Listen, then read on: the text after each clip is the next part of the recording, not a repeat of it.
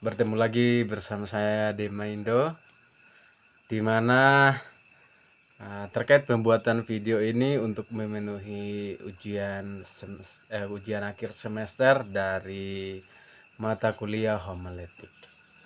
Bapak Ibu yang kekasih dalam Tuhan, ketika kita menyaksikan video ini atau rekaman video ini dari saya berharap Bapak Ibu Saudara dalam keadaan sehat walafiat, baik jasmani maupun rohani.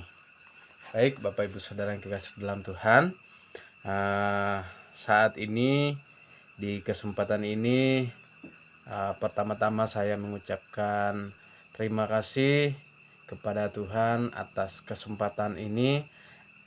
Saya bisa membagikan sebagian daripada firman Tuhan.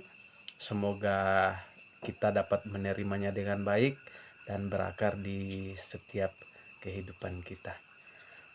Baik Bapak Ibu Saudara, saat ini kita akan belajar bersama-sama di mana dalam hal mengikut Yesus itu tidak seperti pandangan manusia, tetapi kita akan mengikut Yesus seperti apa yang Tuhan mau di setiap panggilan kita. Bapak Ibu Saudara yang kekasih dalam Tuhan, kita akan membaca di dalam Lukas 9 ayatnya yang ke-57 sampai yang ke-62. Langsung saja Bapak Ibu dengan perikop di atas hal mengikut Yesus. Nah, di ayat 7 maksud saya 57, ketika Yesus dan murid-muridnya melanjutkan perjalanan mereka, berkatalah seorang di tengah jalan kepada Yesus, "Aku akan mengikut engkau kemana saja engkau pergi." Bapak Ibu yang kekasih dalam Tuhan, dalam mengikut Yesus itu kita mendapatkan banyak berkat, berkelimpahan, jasmani dan rohani kita dipenuhi oleh Tuhan. Dan itulah yang Tuhan sudah janjikan di dalam kehidupan kita. Di dalam setiap langkah kehidupan kita, ketika kita percaya, baik dalam keadaan sulit apapun, ketika kita mempercayai Tuhan, ketika kita mengikut Tuhan, bahwa Tuhan akan menyediakan segala sesuatunya, maka hal itu akan terjadi. Namun sebaliknya Bapak Ibu, ketika di dalam perjalanan Yesus bersama murid-muridnya, ada satu orang yang mendedikasikan dirinya untuk mengikut Yesus, mengambil keputusan untuk langsung kepada Yesus dan berkata bahwa saya ingin mengikut engkau. Nah, Bapak Ibu yang kekasih dalam Tuhan, terkadang baik di dalam kenyamanan kita atau ketika kita berkelimpahan, nah di situ kita berkata bahwa saya benar-benar ingin mengikut Yesus, ya. Tapi dalam hal kita masih merasa sejahtera atau merasa damai. Namun bagaimana Bapak Ibu kalau misalnya kita dalam keadaan sulit, apakah kita masih ingin berkata bahwa saya ingin mengikuti Yesus?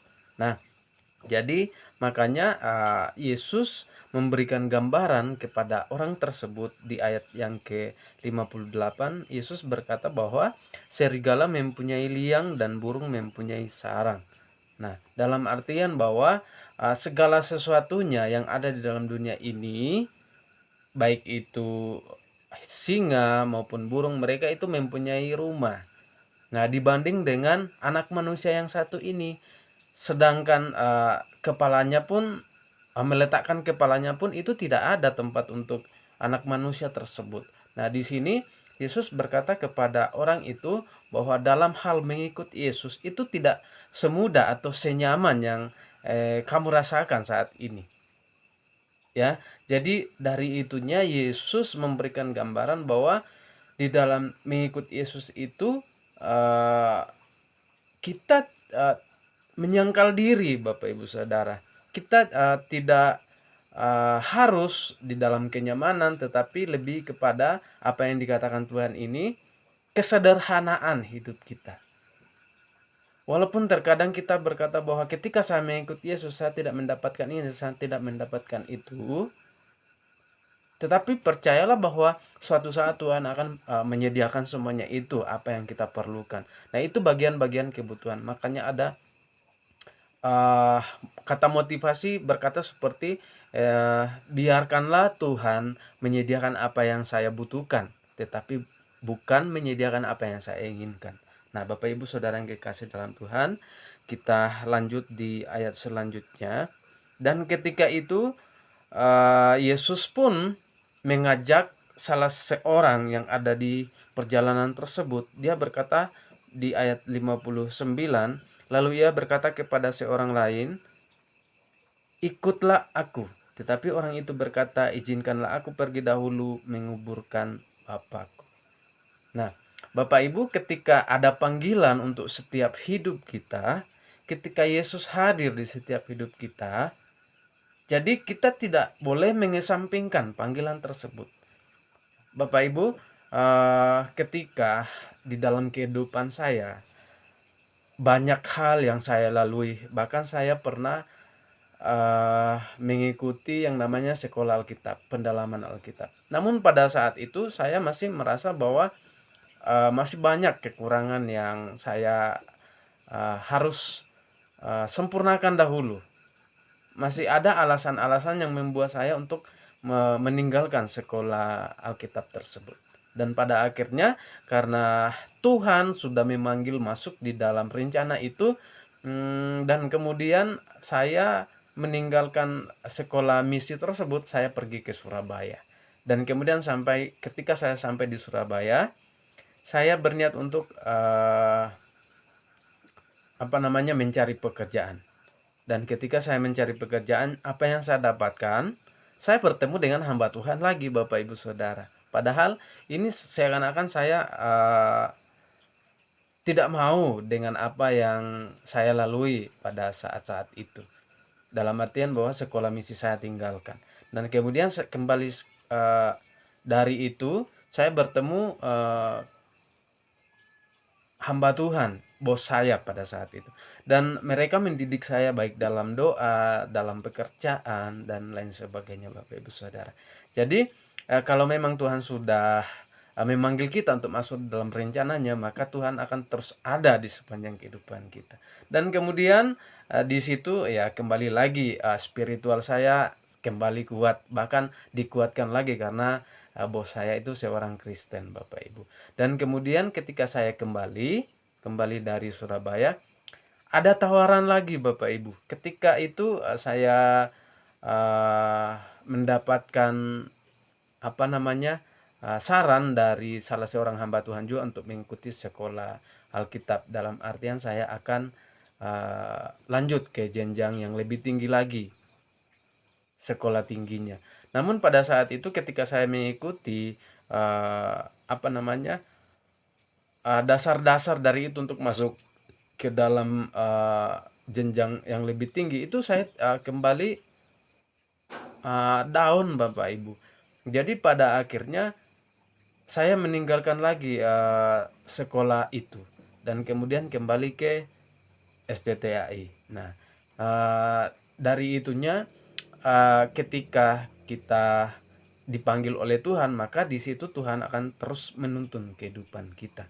Ketika kita benar-benar mempercayai Yesus bahwa Yesus itu adalah jalan keselamatan, jalan kebenaran, maka di situ pula lah Yesus akan terus menuntun hidup kita. Jadi pada akhirnya sekarang ini saya di STTAI dan kemudian mengikuti sudah di semester 5. Nah, Bapak Ibu, kembali lagi ke pembacaan kita yang tadi, bahwa di mana ketika Yesus mengajak atau memanggil salah seorang yang ada di perjalanan tersebut, namun dia berkata bahwa iya saya mau, tetapi saya akan kembali dulu untuk menguburkan Bapakku, Bapak Ibu.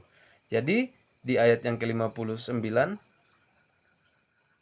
tetapi orang itu berkata, "Izinkanlah aku pergi dahulu menguburkan Bapakku." Tetapi Yesus berkata kepadanya, "Biarlah orang mati menguburkan orang mati, tetapi engkau pergilah dan beritakanlah kerajaan Allah di mana-mana." Nah, Bapak Ibu Saudara, karakter orang ini menunjukkan bahwa saya akan mengesampingkan panggilan yang ada dalam dirinya. Walaupun walaupun sudah mengiyakan apa yang panggilannya dalam hidupnya, tetapi masih ingin menyelesaikan satu pekerjaan sekalipun yang menurutnya itu mulia Bapak Ibu karena menguburkan bapaknya. Tetapi kata Yesus kepada salah seorang orang yang ada di perjalanan tersebut itu bahwa biarkanlah orang mati menguburkan orang mati. Dalam artian bahwa mereka itu tidak mengenal Yesus Bapak Ibu. Jadi seakan mati secara rohani. Tapi lebih kepada bagaimana Yesus berkata kepada orang itu bahwa pergilah dan beritakanlah kerajaan Allah di mana-mana. Dalam artian bahwa pergi ceritakanlah apa yang engkau alami saat ini, apa yang engkau lihat, bahwa kerajaan Allah sudah ada engkau lalui bersama dengan Yesus pada saat itu. Dan kemudian orang yang ketiga di ayat 61, dan seorang lain lagi berkata, aku akan mengikut engkau Tuhan, tetapi izinkanlah aku pamitan dahulu dengan keluargaku.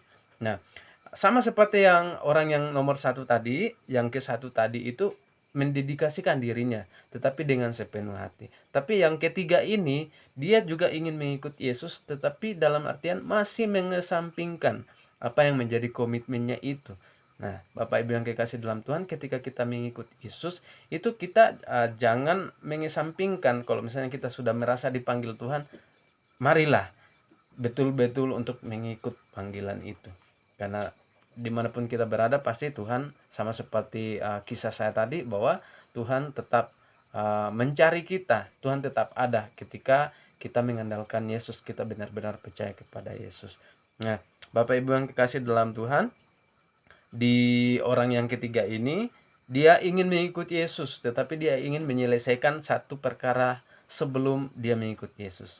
Nah, maka dari itu Yesus berkata bahwa setiap orang yang siap untuk membajak tetapi menoleh ke belakang tidak layak untuk kerajaan Allah.